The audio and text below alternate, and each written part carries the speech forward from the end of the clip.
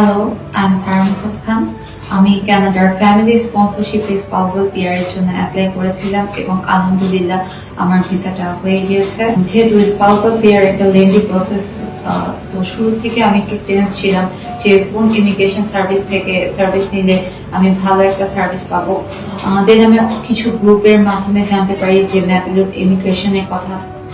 অনেকে আমাকে এটা সাজেস্ট করে যে তাদের সার্ভিস অনেক ভালো, এবং আমি গিয়ে এসে তাদের সাথে কথা বলার পর তাদের বিহেভিয়ার সবকিছু দেখে আমি তাদের সাথে কন্ট্রাক্ট সাইন করি এবং আলহামদুলিল্লাহ আমি আসলে তাদের সার্ভিস নিয়ে খুবই স্যাটিসফাইড।